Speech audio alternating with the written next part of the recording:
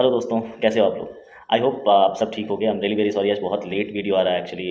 इस टॉपिक पे जिस टॉपिक पे आज हम लोग बात करने वाले हैं, थंबनेल आपने देख ही लिया होगा। एक्चुअली बहुत टाइम से मेरे पास एक नहीं बहुत सारे कमेंट्स आए हैं। जो आज का टॉपिक है वो यही है कि जो कमेंट्स आए हैं उनके मैं रिप्लाई करने वाला हूँ। और कमेंट्स में जो कॉमन कमेंट्स है, जो कॉमन क्वेश्चंस है उन कमेंट्स में, वो ये है कि सर कैंपस प्लेसमेंट मेरा हो गया है, काफ़ी टाइम हो गया, किसी का जनवरी में, किसी का फरवरी में, किसी का मार्च में, पर वो कैंपस प्लेसमेंट के थ्रू अभी तक ज्वाइनिंग नहीं हुई है। ठीक है।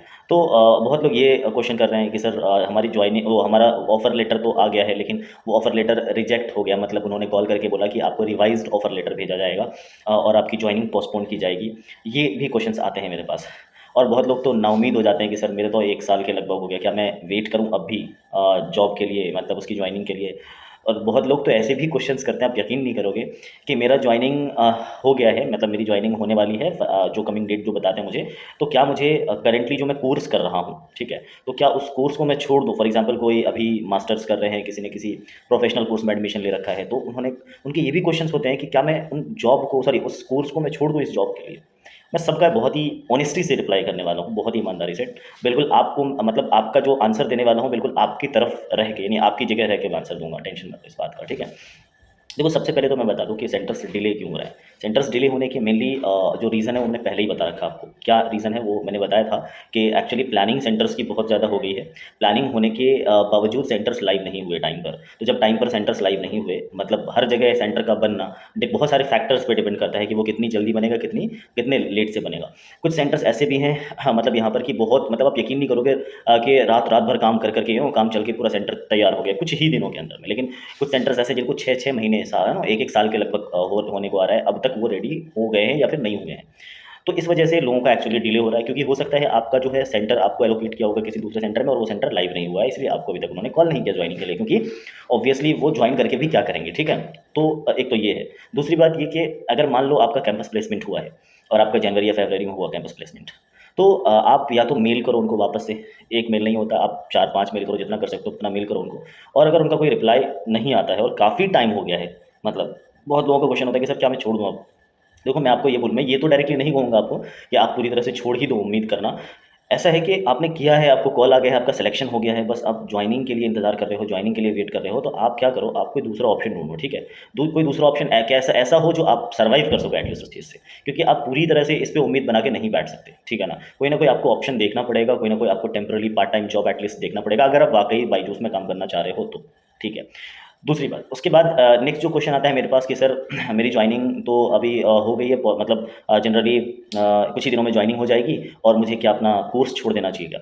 तो मैं आपको बोलूँगा, देखो, डिपेंड करता है कि आप कौन सा कोर्स कर रहे हो, ठीक है। अगर आप कोई ऐसा कोर्स कर रहे हो जिस कोर्स की वजह से आपको फ्यूचर में काफ़ी ज़्यादा प्रॉफिटेबल लगेगा, वो काफ़ी ज़्यादा हेल्पफुल होगा, काफ़ी ज़्यादा इंपॉर्टेंट है वो इन फ्यूचर, कोई आईटी सेक्टर का आप कोई कोर्स कर रहे हो या कुछ ऐसा, तो प्लीज़ उसको मत छोड़ो। हाँ, अगर कोई ऐसा ही कोर्स आपने कर रखा है जिसमें कम टाइम भी हुआ है, ये भी एक फैक्टर है कि आपने कितने दिन दिए उस कोर्स में भी। अगर आपने रिसेंटली एडमिशन लिया है, कुछ, हाँ, कुछ पैसे लगे तो सॉरी छोड़ दो उसको। लेकिन अगर ज़्यादा पैसे लगे हैं और आपने काफ़ी टाइम भी दे दिया उसमें, है ना, जैसे 2 साल का कोर्स था, आपने 1 साल दे दिया है, आपके एडमिशन की फीस भी लग गई अच्छी खासी, तो प्लीज़ मत छोड़ो। क्योंकि बायजूस के जॉब के बारे में अगर मैं बात करूँ, तो एक बार अप्लाई किया नहीं हुआ, ऐसा नहीं कि एक बार अप्लाई करने के बाद हम वापस अप्लाई नहीं कर सकते। अगर हो भी जाता है और फिर भी छोड़ देते हो बायजूस की जॉब को, तो मतलब गारंटी है कि अगर आप बाद में करो तो हो ही जाएगा, ठीक है। मतलब एक तरह से श्योरिटी मैं आपको दे रहा हूँ। क्योंकि यहाँ पर जो स्टाफ्स होते हैं ना, हर कोई भी सेक्टर हो, कोई भी कंपनी हो, तो उसमें स्टाफ एक बार आता है, और ऑब्वियसली हर कंपनी में जितने भी प्राइवेट सेक्टर्स ऑब्वियसली उसमें स्टाफ छोड़ के भी जाते हैं, कुछ की मजबूरी भी होती है। तो वैकेंसीज रहती हैं, तो अगर आपके अंदर वो पैशन है तो आप दोबारा भी अप्लाई करके कर सकते हो। लेकिन अगर एक बार आपकी एज चली गई ना, तो वो कोर्स नहीं कर सकते, आप जॉब तो कर सकते हो, कोर्स नहीं कर सकते, इसलिए आप अपने कोर्स को प्लीज़ मत छोड़ो, ठीक है।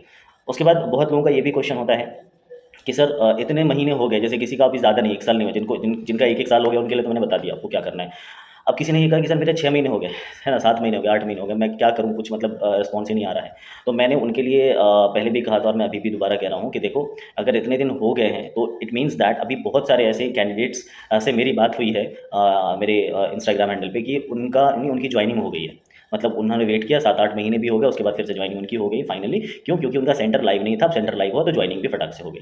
तो आपको मैं यही कहूँगा, 1 आध महीने और देख लो, जो आपने 7 महीने देखे, 6 महीने देखे, 1 आध महीने देख के अगर आपको होता है दिन इट्स हो गया, अदरवाइज नहीं तो आप ऑप्शन देखो जो मैंने आपको पहले बताया, ठीक है? तो इस तरह से चीज़ों को आप रिज़ॉल्व करो प्लीज़। एक जॉब के लिए ठीक है, अब अपने जॉब इम्पोर्टेंट है, मैं डिनाई नहीं करता हूँ, बट ऐसा नहीं है कि आप उस जॉब की वजह से आप चीज़ों को आप वेस्ट जाने दो, टाइम को पास होने दो। प्लीज़ टाइम को पास मत होने देना, बहुत इंपॉर्टेंट प्रीशियस टाइम है आपके पास। आप जो भी है आपके पास टाइम, क्योंकि उस बीच में आप एक छोटा-मोटा 6 महीने का कोई कोर्स भी कर सकते हो, राइट? कुछ भी कर सकते हो, मतलब आप टाइम को ऐसे ही मत जाने दो प्लीज़। ठीक है? तो इस तरह से जनरली ये सारे कमेंट्स थे जिसके आंसर्स मुझे देने थे, और मुझे लगा कि मुझे बनाना चाहिए इस चीज़ पे वीडियो, क्योंकि मैं काफ़ी टाइम से नहीं बना रहा था। आई होप आपको चीज़ें क्लियर हुई होंगी। अभी भी कोई डाउट्स हो मन में तो प्लीज़ कमेंट सेक्शन में लिख के बता देना, ताकि मैं उनको रिज़ॉल्व करने की कोशिश करूँगा अपने लेवल पे। अगर इन्फॉर्मेशन थोड़ा बहुत अच्छा लगा हो, आपको समझ में आया हो, चीज़ें थोड़ी हल्की लगने लगी हो, तो आप हमारे चैनल को सब्सक्राइब कर सकते हैं ऐसी इन्फॉर्मेशंस के लिए, और हमारे चैनल को सब्सक्राइब करके बेल आइकन को प्रेस कर सकते हैं, ताकि आपको नोटिफिकेशन मिलता रहेगा। थैंक यू सो मच, मिलते हैं नेक्स्ट वीडियो में, बाय।